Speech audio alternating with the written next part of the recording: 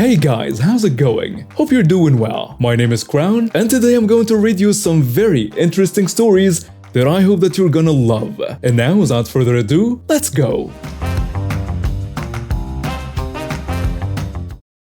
Hey, so first things first, my girlfriend recommended that I share this story because she thought everyone might enjoy it.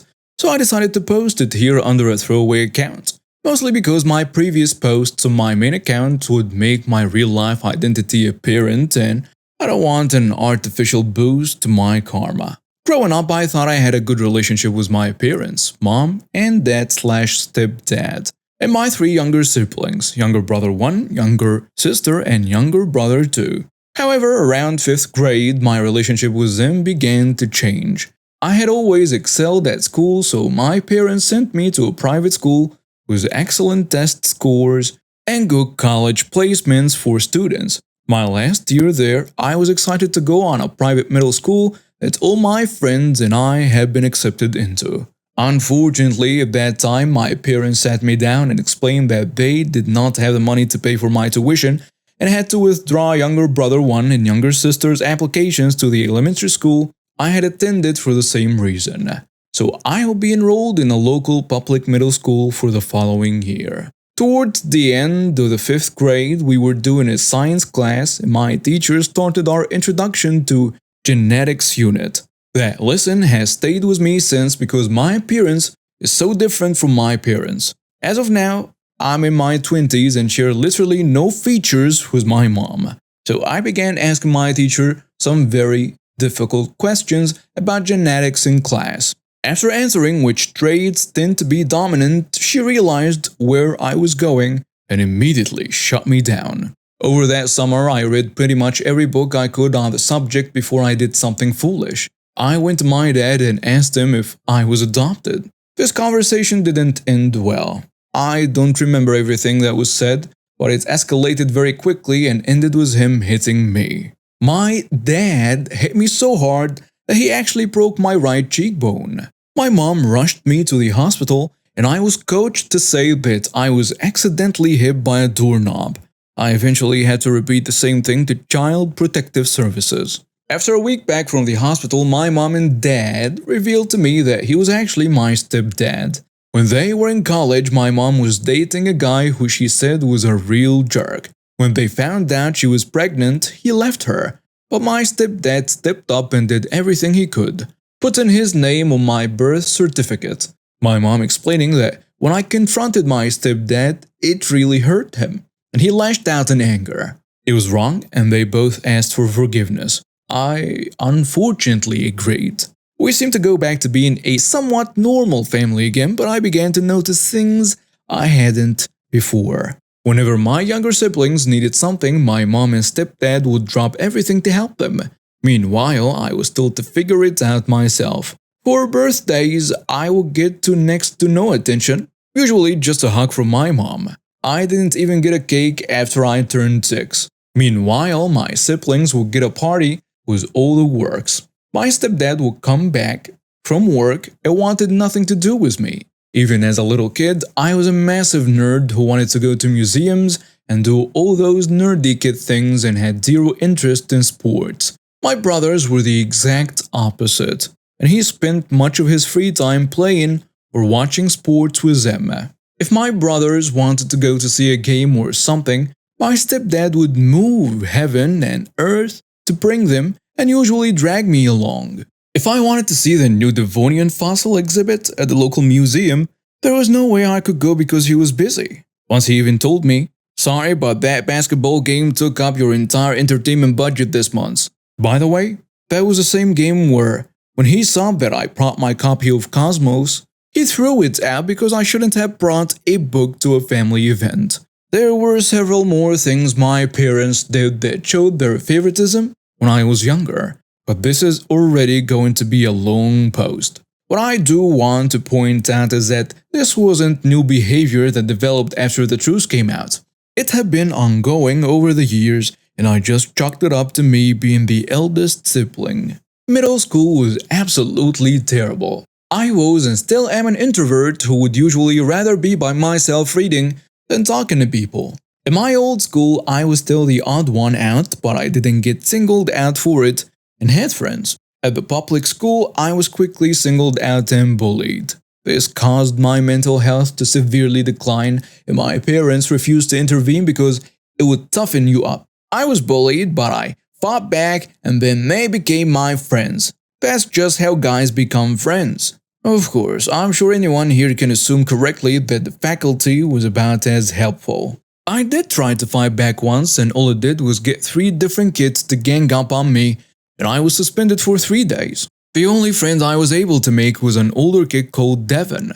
Devin was 3 years older than me, but he actually took sympathy on me and decided to protect me from my bullies. Over the next 3 years, my situation at home quickly began to decline. My younger siblings had picked up on my parents' apathy and my decreased confidence and began to harass me. If they wanted something I had, they took it. They would call me names and play pranks on me. When I told my parents, they told me I needed to lighten up, and needless to say, this did not help my situation. My parents also became extremely harsh on me, and I did get beaten from time to time. Towards the end of my first year of middle school, I came home from the library and I saw a letter from the middle school I wanted to go to.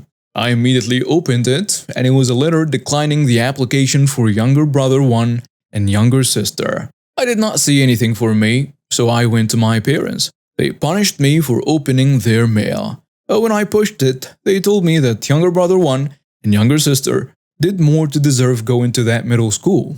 Mind you, at this time and before, I had near perfect grades. When I argued that if they could afford to send younger brother 1 and younger sister, then I should have been able to go.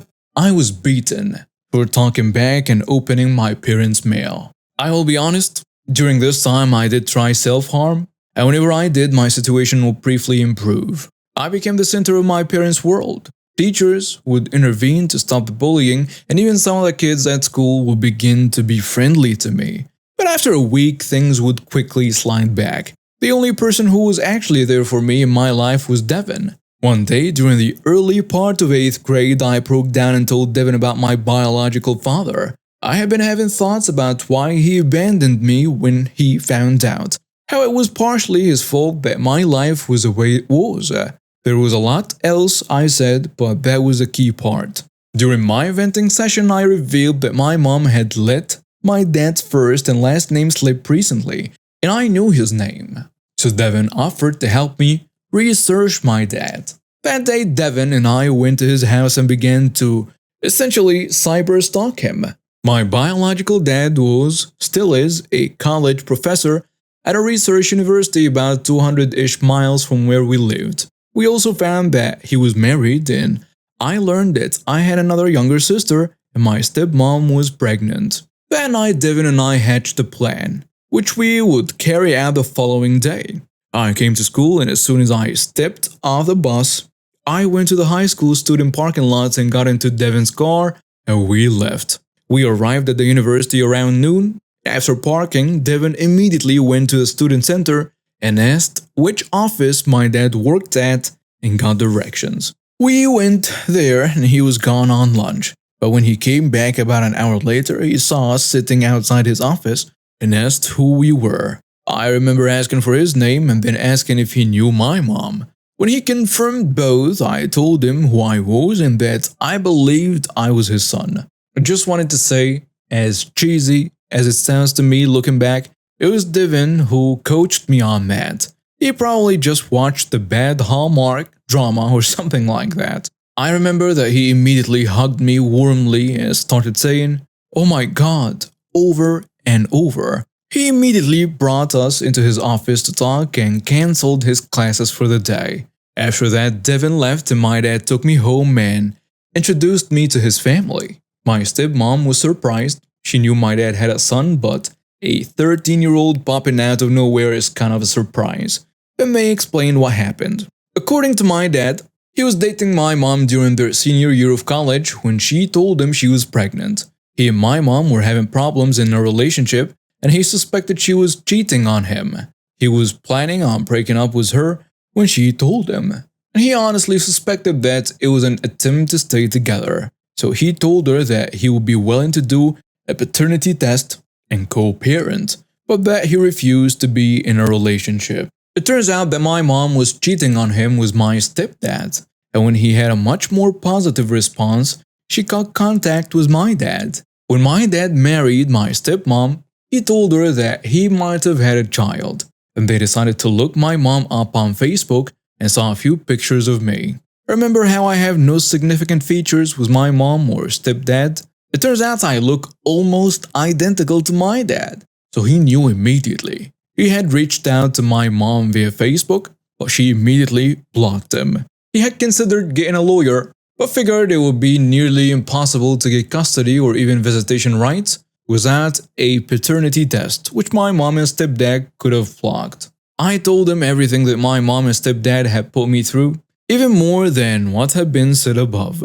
When I finished, I was crying, and my stepmom was consoling me, and after it was all out, my dad wordlessly stood up, went into the next room and called a lawyer, and then called the police. The police, social services, and child protective services all showed up and took me into custody. To summarize everything, I was taken out of my mom's and stepdad's custody and became a temporary ward of the state. A paternity test was taken and it confirmed everything that my dad told me. Then I was placed into my dad and stepmom's care, and I was given a restraining order until I reached the age of 18. I won't pretend that everything was perfect. Looking back on it, I did cause some strain on my dad's marriage because he immediately favored me over my half-siblings. My dad and stepmom did recover and they placed sensible boundaries. I was enrolled in a much better school where I was able to make real friends. I never forgot Devin. We stayed in contact, but due to the distance, our contact isn't as consistent as it used to be. We still talk regularly though. Devin is doing well. After high school, he became an underwater welder for an oil company, which apparently pays really well. We have met for drinks and to catch up. I asked him why he protected me and he said he wasn't sure, but for whatever reason, when he saw me getting bullied, it just caused something to snap. He also said that he kinda saw me as someone who needed the big brother figure in his life and that it was the right thing to do. After high school, I went on to college and was fairly popular as my confidence had been completely rebuilt. I majored in biology and minored in geology. I'm currently a PhD student working in paleontology. I love it. I get to go on university-sponsored digs. Normally, they are in the United States, but last year I got to South Africa and Namibia. My mom and stepdad reached out to me a few months ago to try and get me to help tutor younger brother 2 and younger sister. Younger sister had dropped out of college a few years ago because it was too difficult for her, although she wanted to go back and finish her program. And younger brother 2 wants to get into a good college next year but doesn't have the grades, wants help studying for the standardized tests. During that conversation, I noticed my heart was beating out of control and that I was having difficulty breathing. I'm certain it was a panic attack, but I had never had anything like that, so I just hung up on my mom and sat on a couch. The following day, I began to receive a couple of texts from my mom's kids asking for help and blocked all their numbers. Afterward, I didn't hear from them until I received a barrage of emails from them on my university email. Essentially, they were apologizing for how they treated me and wanted to fix things so we could be a family. Originally, I had decided that I wanted to send an email back telling them that I wanted no further contact and that even hearing from them was causing a traumatic response over a decade later, and that I feel the only reason they are reaching out is that they want a free tutor. I never sent it. Instead, I decided simply to block them. In April, I went on a dig in Texas and received a call from the police telling me they had been called to my apartment because they had been told that someone had broken in. It was younger brother 1 trying to get in contact with me. I told the police he was not supposed to be there and that I would like trespassing charges pressed. As it was a first offense, he was able to plea bargain it down to 100 hours of community service. I got back home at the end of May and I haven't heard from them yet. I think they got the idea and decided to stop contacting me. Regardless, I have a strong relationship with my dad. We have spent a long time building that relationship and making up for lost time. I have a good relationship with my younger half-siblings from my dad and stepmom. I play with them and spend a lot of time with them. But there is a fairly big age gap between us. My stepmom and I are on good terms. I'm not sure how to describe our relationship, but I would say that while she did not completely replace the role of a mom in my life, she did become a motherly figure. I have no idea if that makes sense, but it's the best way I can phrase it. I am not entirely sure how to end this. There might be something like a message here, but probably not. I really did just feel that I should share my story. Although I have been sitting here and after initially writing this, when I was recalling the mistreatment I suffered and started to proofread it, I started to feel extremely anxious. I think that I may have some suppressed trauma and will be looking to get therapy. My name's Alex, and I'm a lawyer in a quiet town. Well, it used to be quiet until I started digging into the shady dealings of our Homeowners Association president, Karen. It starts when a few neighbors came to me with complaints about unusually high fees and missing funds. At first, I thought it was just typical neighborhood drama, but as I started looking into it, I realized there was something much bigger going on. I spent weeks combing through financial records, meeting minutes, and bank statements. The more I dug, the worse it got. Karen had been embezzling money from the association for years. She'd also been stealing from community projects, pocketing money meant for park renovations and road repairs. After gathering enough evidence, I decided to confront Karen directly. I remember that day clearly. I walked into her office, a stack of documents under my arm, feeling nervous but determined. Karen, we need to talk. Alex, what a surprise. What can I do for you? I've been looking into the association's finances, and I've found some discrepancies. She says, her smile faltering. Discrepancies? What do you mean? I laid out the documents on her desk, pointing out the irregularities and the proof of her theft and corruption. Her face went from confusion to anger to fear in a matter of seconds. These are lies. You're making this up. It's all here, Karen. Bank statements, doctored meeting minutes, fake invoices. You've been stealing from us for years. She stands up now. You have no idea what you're talking about. I suggest you leave now before I call security. I'm not going anywhere. This needs to stop, Karen. I'm giving you a chance to come clean before I take this to the authorities. You have until Thursday to come clean. Karen, leaning over the desk. You're making a big mistake, Alex. You have no idea who you're messing with. I left her office that day feeling uneasy. I knew Karen wouldn't go down without a fight, but I had no idea how far she was willing to go. For the next few days, everything seemed normal. I continued my regular work at the law firm, but I couldn't shake the feeling that something was off. I kept looking over my shoulder, half expecting to see Karen or one of her cronies following me. It was a Wednesday night when everything went to hell. I was driving home from a late night at the office, the roads mostly empty. As I approached the dark stretch of road near the edge of town, I noticed a car parked on a shoulder. I slowed down, debating whether I should stop to help. That moment of hesitation probably saved my life. As I got closer, I saw movement in the shadows. Suddenly, the night exploded with a sound of gunfire. Bullets peppered my car, shattering windows and tearing through metal. Acting on pure instinct, I slammed on the gas pedal. My car lurched forward, tires screeching as I swerved to avoid the gunfire. I felt a sharp pain in my arm and something warm trickling down the side of my face, but I didn't dare stop. I don't remember much of the drive after that. It's all a blur of adrenaline and fear. Somehow I made it to the police station, my car riddled with bullet holes and my arm bleeding badly. The next few hours were chaos. Cops swarmed the streets hunting for the attackers, and I was taken to the hospital where they patched up my arm and treated the graze on my head. It turns out I was luckier than I thought.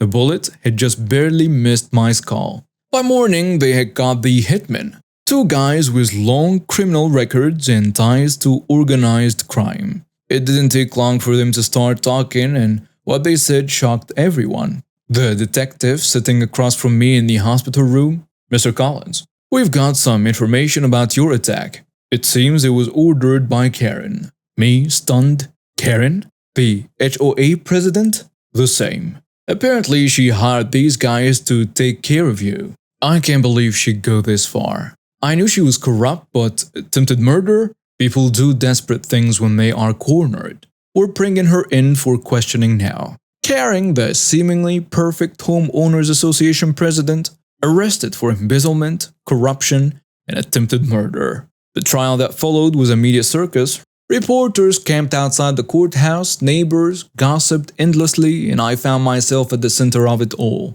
I testified about my investigation, the confrontation in Karen's office, and the terrifying night of the attack. The evidence was overwhelming. Bank records, witness testimonies, and the hitman's confessions all pointed to Karen's guilt. I'll never forget the look on Karen's face when the verdict was read. She seemed to age years in those few moments, her carefully maintained facade crumbling away. The judge says, "Karen, this court finds you guilty on all charges. You are hereby sentenced to 25 years in state prison." In the weeks that followed, I worked with the remaining homeowners association members to untangle the mess Karen had left behind. We set up new financial controls and elected new leadership. It wasn't easy. Some people were angry that they hadn't noticed what was happening right under their noses. Others were embarrassed they had been defending Karen for so long. But slowly, things started to improve. I still have nightmares sometimes about that night on the dark road. The sound of gunfire, the shattering glass, and the fear that gripped me as I fled for my life. But I'm still practicing law, still fighting for justice in my own small way. And every time I drive down that stretch of road where the attack happened, I remember how close I came to losing everything. It reminds me to be grateful, to be vigilant, and to never stop fighting for what's right. And now we have reached the end of today's stories. Thank you for watching and see you next time.